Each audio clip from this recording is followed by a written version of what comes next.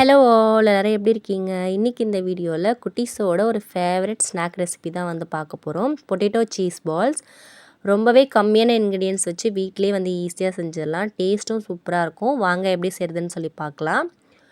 Potato cheese ball செய்கிறதுக்கு வந்து ஒரு 3 மீடியம் சைஸ் உருளைக்கிழங்கு எடுத்து 2ஆக கட் பண்ணிவிட்டு நல்லா வாஷ் பண்ணி குக்கரில் சேர்த்துருக்கேன். உருளைக்கிழங்கு வேகிறதுக்கு தேவையான அளவுக்கு தண்ணி சேர்த்துட்டு கொஞ்சமாக மஞ்சள்தூளும் சேர்த்து குக்கரில் வந்து விசில் போட்டு விட்டாச்சு. ஒரு 3லேருந்து 4 விசில் வந்தாலே போதும், நல்லாவே வந்து வெந்துடும். உருளைக்கிழங்கு வேகிறதுக்குள்ளே மற்ற திங்ஸ் எல்லாமே வந்து ரெடி பண்ணி எடுத்து வச்சுருக்கலாம்.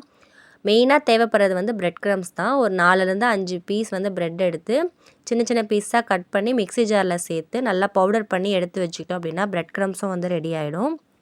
உருளைக்கிழங்கு நல்லா வெந்ததுக்கப்புறமா தோல் எடுத்துகிட்டு ஒரு பாத்திரத்தில் சேர்த்து நல்லாவே வந்து ஸ்மாஷ் பண்ணி எடுத்து வச்சுக்கிட்டேன். உருளைக்கிழங்கு நல்லா மசிச்சுட்டு இதுக்கு தேவையான மசாலா எல்லாமே வந்து ஆட் பண்ணிக்கலாம். 1/2 டீஸ்பூன் அளவுக்கு தனி மிளகாய் தூள் ஆட் பண்ணியிருக்கேன். கொஞ்சமாக வந்து சால்ட் சேர்த்துட்டு ஒரு 1/2 டீஸ்பூன் அளவுக்கு பெப்பரும் வந்து ஆட் பண்ணியிருக்கேன். 2 ஸ்பூன் அளவுக்கு கார்ன்ஃப்ளவரும் வந்து ஆட் பண்ணிக்கலாம். கார்ன்ஃப்ளவர் வந்து நிறைய ஆட் பண்ண வேணாம். மெயினாக வந்து பைண்டிங்க்கு தேவைப்படுறது வந்து பிரெட் க்ரம்ஸ் தான். நம்ம எந்த அளவுக்கு உருளைக்கிழங்கு எடுக்கிறோமோ அதுக்கு தகுந்த மாதிரி வந்து பிரெட் க்ரம்ஸும் சேர்த்து நல்லாவே வந்து மிக்ஸ் பண்ணி எடுத்து வச்சுக்கலாம். சப்பாத்தி மாவு மாதிரி நல்லாவே வந்து பிசைஞ்சு எடுத்து வச்சுட்டு ஒரு ஸ்பூன் அளவுக்கு ஆயிலும் சேர்த்து நல்லாவே வந்து ஸ்ப்ரெட் பண்ணி எடுத்து வச்சுட்டு நெக்ஸ்ட் வந்து சீஸையும் வந்து குட்டி குட்டி பீஸாக வந்து கட் பண்ணி எடுத்து வச்சுக்கலாம். ஸ்டஃபிங்க்கு வந்து நம்ம மெயினாக யூஸ் பண்ண போகிறது வந்து சீஸ் தான். சீஸ் கட் பண்ணி எடுத்து வச்சுட்டு பிசைஞ்சு வச்சுருக்கிற மாவுலேருந்து ஒரு சின்ன சைஸ் பால் எடுத்துகிட்டு வடை மாதிரி தட்டிட்டு சென்டரில் வந்து நம்ம கட் பண்ணி வச்சுருக்கிற சீஸையும் வச்சு நல்லா பால் மாதிரி வந்து உருட்டி எடுத்து வச்சுக்கலாம். இதே மாதிரி நம்ம எல்லா பால்ஸையும் வந்து ரெடி பண்ணி ஃபஸ்ட்டு எடுத்து வச்சுக்கணும்.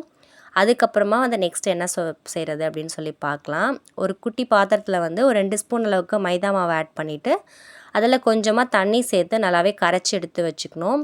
ரொம்ப தண்ணியாகவும் இல்லாமல் ரொம்ப கெட்டியாகவும் இல்லாமல் மீடியமாக வந்து கரைச்சி எடுத்து வச்சுக்கணும். அதுக்கப்புறமா நம்ம ரெடி பண்ணி வச்சுருக்கிற பால்ஸ் எல்லாத்துலேயுமே வந்து ஃபஸ்ட்டு மைதா மாவில் டிப் பண்ணிவிட்டு அதுக்கப்புறம் பிரெட் க்ரம்ஸில் வந்து கோட் பண்ணி எடுத்து வைக்கணும். இதே மாதிரி எல்லா பால்ஸுமே வந்து ஃபஸ்ட்டு மைதா மாவில் டிப் பண்ணிவிட்டு நெக்ஸ்ட் வந்து பிரெட் க்ரம்ஸ்லேயே வந்து நல்லா கோட் பண்ணி எடுத்து வச்சிட்டோம் அப்படின்னா வந்து பொட்டேட்டோ சீஸ் பால்ஸ் வந்து ஃப்ரை பண்ணுறதுக்கு வந்து ரெடி ஆகிடும். எல்லா பால்ஸும் ரெடி பண்ணி வச்சதுக்கப்புறமா வந்து ஆயிலையும் வந்து ஒரு சைடு வந்து சூடு பண்ண வச்சாச்சு. ஆயில் வந்து ரொம்பவும் சூடாக இருக்கக்கூடாது, அதே அளவுக்கு சூடு ரொம்ப கம்மியாகவும் இருக்கக்கூடாது. மீடியம் ஹீட்டில் வச்சு ஒரு பால்ஸாக பொறுமையாக விட்டு எல்லா சைடும் வந்து நல்லா கோல்டன் ப்ரௌன் ஆகிற வரைக்கும் பொறுமையாக வந்து ஃப்ரை பண்ணி எடுக்கணும். ஃப்ரை பண்ணும்போது தான் வந்து ரொம்ப கேர்ஃபுல்லாக பொறுமையாக வந்து ஃப்ரை பண்ணி எடுக்கணும். அப்போ தான் வெளியே நல்லா கிறிஸ்பியாக ரொம்ப சூப்பராக வரும். எல்லா சைடும் கோல்டன் ப்ரௌன் ஆனதுக்கப்புறம் நம்ம எடுத்து சர்வ் பண்ணிடலாம். டொமேட்டோ கெச்சப்போடு வச்சு குழந்தைங்களுக்கு கொடுத்திங்கன்னா ரொம்பவே வந்து இன்ட்ரெஸ்ட்டாக சாப்பிடுவாங்க. கண்டிப்பாக வீட்டில் ஒரு முறை ட்ரை பண்ணி பாருங்கள். ரொம்பவே சிம்பிள் அண்ட் டேஸ்டியான ரெசிபி. ட்ரை பண்ணிவிட்டு கண்டிப்பாக கமெண்ட்டில் சொல்லுங்கள். தேங்க்ஸ் ஃபார் வாட்சிங்.